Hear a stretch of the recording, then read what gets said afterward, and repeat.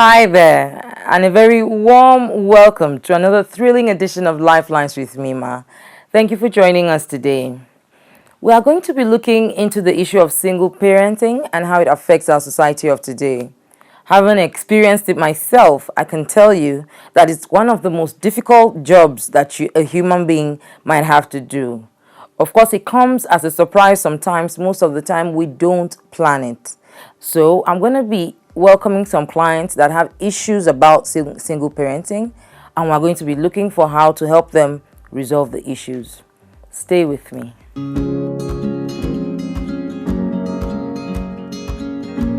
If you're just joining us, we're dealing with the issue of single parenting and how it affects us in our world of today. I have with me Madam Binta, who is a young widow that just lost her husband a couple of years ago and is left to raise her 2 children alone. Binta, how are you? I'm not fine. I'm not fine, Mima. How did it happen? How did it come to you? How did you get the news? It was an accident. I told him goodbye, prepared the kids, dropped them off at school. I came back home and I received a call. His phone was used. I thought maybe he forgot something. I picked the call and I heard, Madam, your number was the last dialed number. No, and all that. Yeah, I'm so sorry. Thank you. What was the relationship like between you and him? It was good. I don't know. It was very good. He promised me a lifetime of love. He told me he was going to be with me forever. He promised me forever. Then all of a sudden, he just left. He just left. I wish I knew beforehand, prepare myself against all. But he just, it was too sudden, it was too abrupt. How do I move on from this? I didn't get to say goodbye. You must feel. The kids are even too young to understand. I told them, Daddy traveled. Deep down, maybe something in me tells me one day he's going to knock the door and come back home. I know he's gone. I know I should let go, but every year it gets worse. It's supposed to get better, but how do I can't cope. It's too hard. I try. Everything is on me. The school fees, the feeding. I can't cope.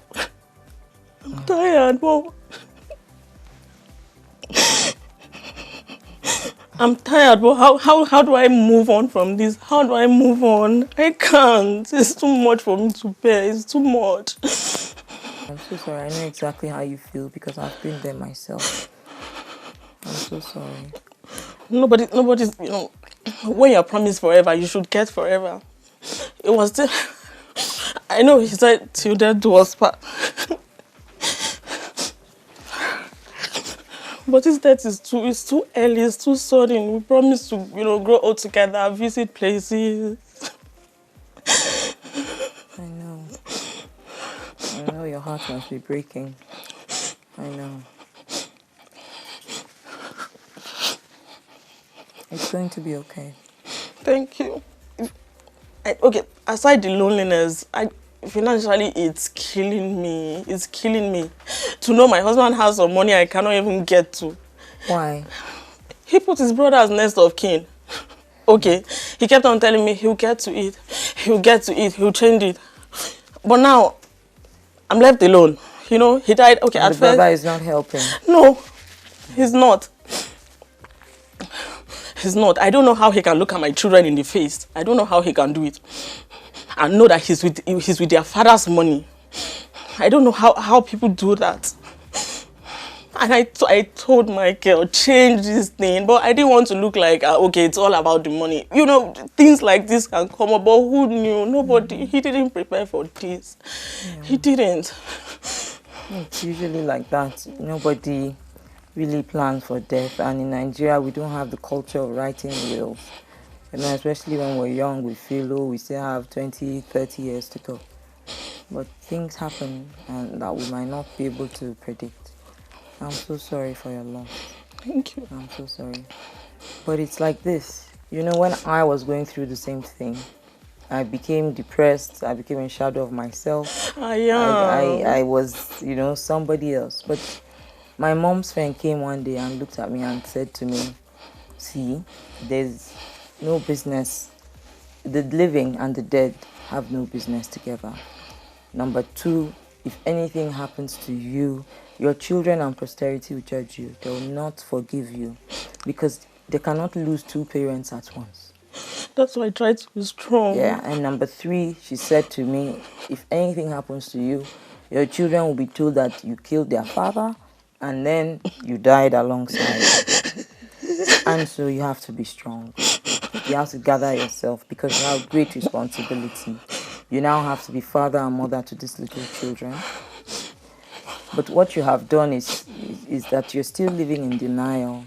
You need to accept and deal with the fact that he's not coming back. How do I do that? You will. You will. It's difficult, but you need to accept that. We'll start by talking about it, and we'll start by talking to the children about it. You need to sit with them and talk to them and tell them Daddy has gone to be with God. Explaining to them the most basic way, simple way that they can understand. And tell them he has gone to join the angels and that you'll meet him again someday. It's been 3 years. You cannot continue to lie to them. You have to sit them down and talk to them. They have to know. What you try to do is every now and then, you show them pictures, you talk to them about him, what kind of father he was, what he used to do with them, those kind of memories. You try and keep it going. I'll try. Yes, but you would need to accept the fact that it's over and accept the fact that, yes, you loved him and he loved you, but he's gone. And so we have to deal with that and gradually pick up the pieces of your life. Because the children need you to be strong. Thank you. They need you to be strong. They need you to be there. I try. And I can promise you that God will never leave you alone. Amen. One way or the other, you will survive this. And you're young, you're beautiful. There's someone out there that is going to take care of you I and don't these think children. anybody can fill Michael's space. I felt exactly the same way. Nobody. I felt Mima, exactly the same way. You don't understand. I do. But you haven't come to terms with it. Therefore, you have not passed through the process of grieving. And that is why we're still like this. So we need to come to terms with that.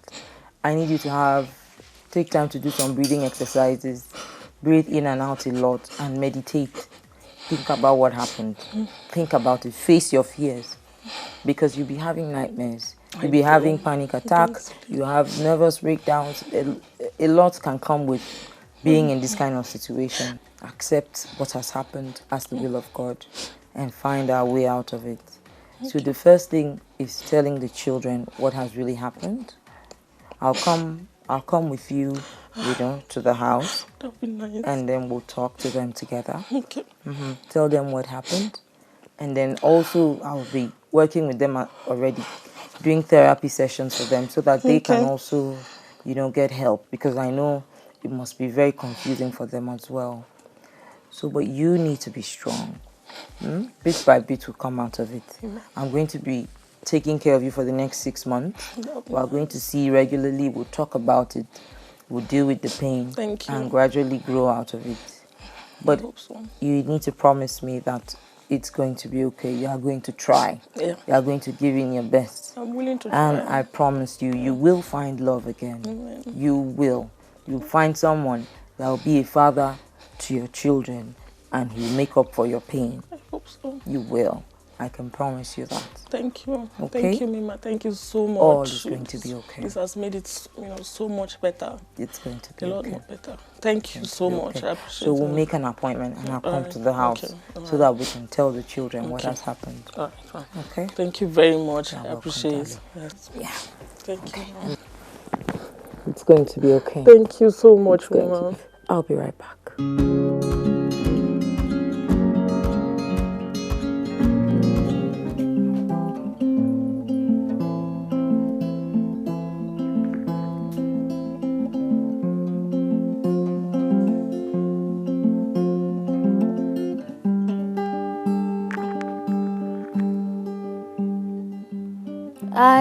told my heart that there won't be a second time. And if it should let you in, if it should let you in, if it should let you in, I'd cut it out. And I will set it on fire. And if I had to, I would find another heart. Didn't I tell you, dear heart, pumping blood is your only job.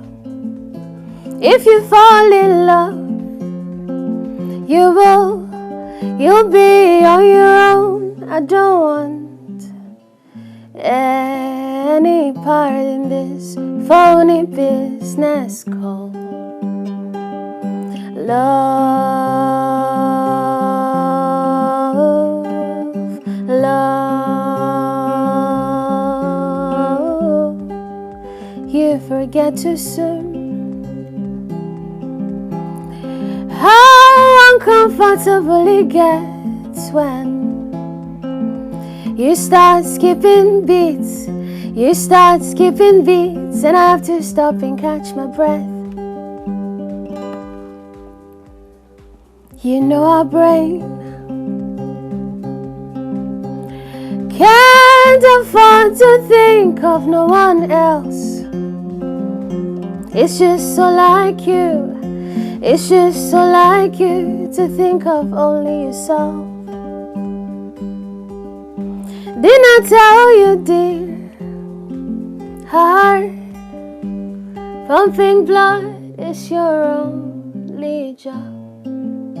If you fall in love, you'll be on your own. I don't want any part in this phony business called love, love,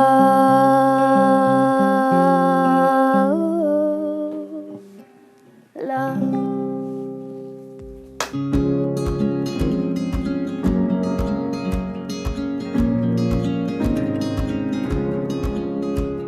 Now we have our guest corner, and you won't believe who just came. It is His Highness A.B. Chidi Spiff. Welcome, sir. You're welcome, sir. And I have with me Tutu. Hi. So we're going to be interviewing him and drilling him a bit. Thank you for coming, sir. You're welcome. Thank you, sir. I'm aware that you lost your wife a couple of years ago, and you've been caring for your children alone. Part of what we're dealing with is single parenting. That's right. I'd like to get, your own opinion and, tell us about your experience so far. Well, single parenting. It's well, I grew up in the midst of 5 women. I was the only boy. I'm the only boy in my family, actually. So I used to have turns to take care of my younger ones when I was growing up. So I think that is what's helping me now. I have a boy and a girl by my wife, but I have a 21-year-old before I got married. Okay. So she's a lady, but not with me. She's in Ghana, her mom. Oh, right. Okay. My kids are gifts from God. They know their mom is no more. And they help me a lot. They encourage me. Daddy, are you okay? Have you eaten? It's not every man that is a widower that can tow this road I'm towing today. I'm a very busy man.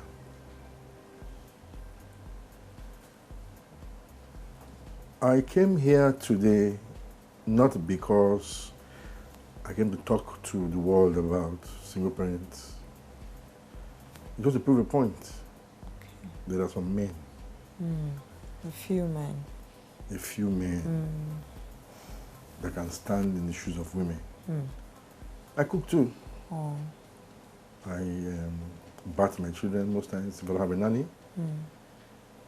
And it's difficult for me to have a good nanny because of the way I was brought up. Nannies, I say, are gifts from God these days. It's difficult to find a good one. A good one, yes. So you see, I've been blessed, and let me say I'm blessed by God.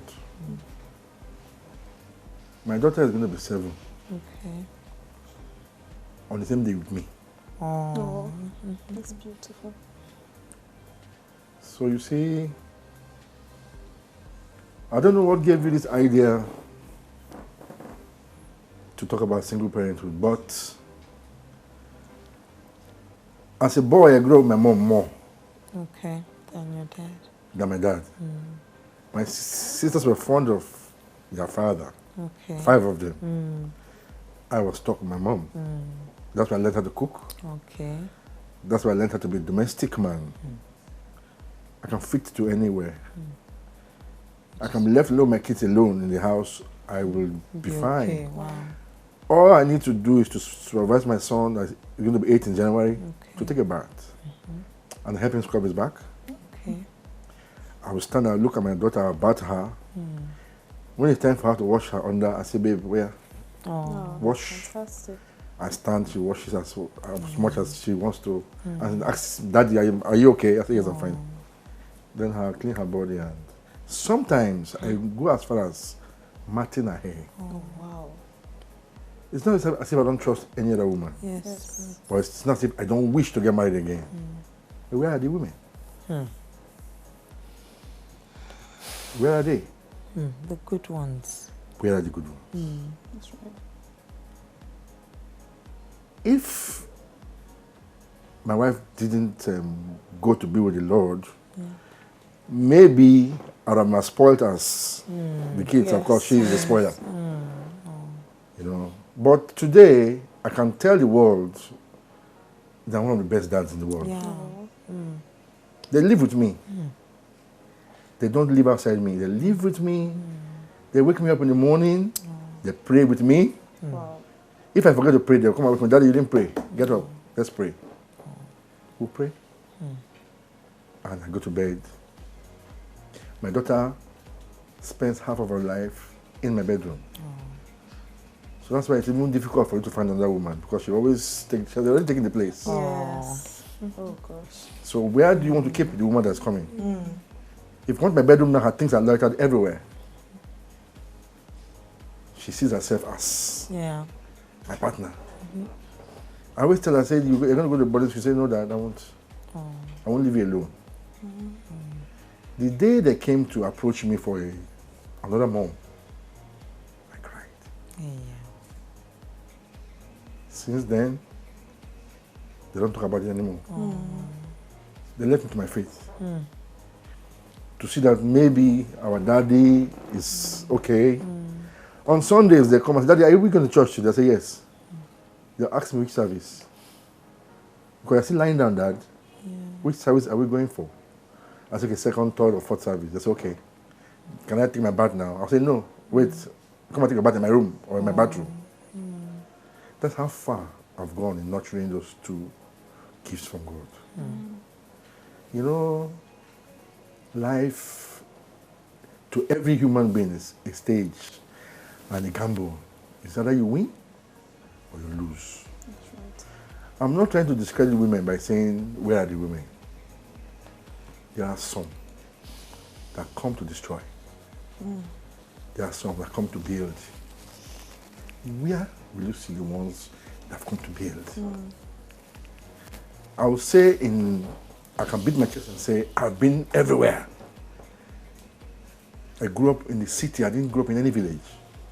I was born in Lagos. I grew up in Port Harcourt. I went to Federal Government College. I went to the University of Port Harcourt. I'm an entrepreneur. I'm a businessman. I'm a traditional ruler. I'm a leader. So I caught in between the youth and the elder. I'm going to be 50 in October. On the 20th of October, I'll be 50 years old. But when I tell people, they say, no, you cannot be 50. Yeah. Because I've handed everything over to God. That's right. My heart is free. I only get emotional in times like this when I talk about my wife. Yes. Because she was a gift. She was almost a pastor before she died. Oh. You know, so in life, today, I am blessed. Whether I have a wife today or not, it's not the issue. The issue is how well are those kids taking the loss of their mother? How are they managing without their mom? It's about them, really. Yes. Whatever I'm doing for them. My sitting here today talking about cycle parenthood is because of them. Because I have the experience. My mom calls me every day, young man, it's 3 years now. And I said, so mom, start looking. Yes, I'm looking. And you too, you look too. She said, no, somebody you live with, I can't look for you. That's okay. Then let me be. It is not easy to find a life partner. Then to lose, then you are alone. What if you've made up your mind that you must get that stuff she's made of? Where are you going to find it? Okay. We'll be right back.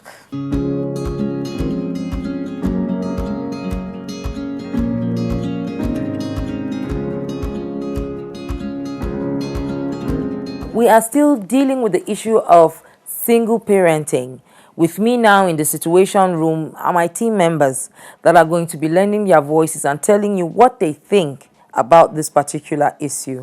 Let's start from TT. Anytime single parenting discussion comes up, it's really touchy. I get really touchy, and because it's close to my heart, like from my personal experience. Like I grew up, I'm a product of single parenting. Oh, wow. And so, Your mom raised you alone? Yes, my mom raised me for the larger part of it before she died.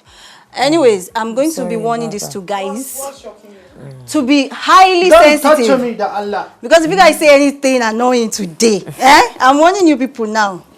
Anyways, Everybody is on best behavior as today. in- Very true. Okay. All right. Like, well, single parenting, as we all know, is that situation where one parent is solely responsible for the needs of a child, emotional, physical, material, financial, whatever needs. And according to researchers, countries in Asia and Middle East are the least likely to have children raised Oh, wow. Why in do you think single so? parent homes. Oh, wow. Yeah, why would that? I- Why do you think that is I think the culture, right? They have strict. Yeah, and the strict religion laws, also. the yeah. religion. The religions I can take. Yeah, And you and don't need and unfortunately, and countries in Africa, America, and Europe are said to have extreme number of children. in Africa? Yes, Africa, Europe, and Africa? South Africa, Yes, particularly. South Africa. Yes, was especially distinguished. South Africa, yes. Yes. Because young Why girls is there, Africa is Africa. young Why girls, is it- young girls in South Africa actually get pregnant Okay. so that the government can give them grants. Oh, The law right. stipulates that, you know, every child that is born like that, they give you a particular allowance to take care of that child. For the And girl so will go you and see, get pregnant. yes, like it's okay. Wow. Okay. You know, it's okay. And then there's also the issue of their belief that if you have HIV and you have sexual intercourse with a virgin, it's going to cure your Oh, condition. good God. Do they So still there's think a that? high number of rape cases in South Africa. And aside that, you know, unlike in the olden days where we had like death being the major cause of single parenting, lots of issues have now come up, That's which true. includes Yeah. increase in divorce. You know? Yeah. Okay, yeah, you know about that? Yes, like, you know, you already told us earlier about most of the issue of single parenting has been, death and all of that. I wanted to tell you that. And then she came with that pregnancy thing. We have so many causes, that results into single parenting. Tell us about them. We have death. We have unwanted pregnancy, just like you mentioned. We have adoption. And then to shock you guys all, there's sperm donor, and the artificial insemination, for what is that? okay. Now Let them explain to IVF. now. Go and read. Can you read more than me? we're not correct. This thing is very interesting. Let's not correct today. You are talking It's okay. Titi, I'm trying to. Titi, please, your point. Let's not fight When today. you made mention of the artificial insemination, I wanted to say that's why we have as in a higher number of women being single parents Rather than like men, 80% parents consist of mostly women, like yeah. 80%. Then the men are like I think about 16%. So I don't That's know. because women are the ones that nurture. That's right. Oh, okay. Women are natural caregivers. And there are very few men that can actually do what a woman would do for a child. Is really huge though. 80 to 16. You know why? Okay, like the issue of divorce, for example, aside death being historically, death was like the only reason why single parent, but with the society now and then the issue of divorce and all of that, it's whenever they go and then go their separate ways, custody of children always goes towards the mother. And then, they now become more like the single parents, and then the men now become supporters, you get. So women naturally have this, just like Mima said, the whole caregiving thing, and then they have this kid. So, and then coupled with this donor insemination now, a woman, mostly aged women who don't really want to be with men, they've passed they just go, get pregnant or surrogate or something, and then they have the kids, they bring them up, and all of that. Then there's adoption too, So like there's so many cases that one of the reasons, like it's everywhere right now. A lot of persons, single parent, it's not just because your husband died or your wife died or because there's divorce, several reasons.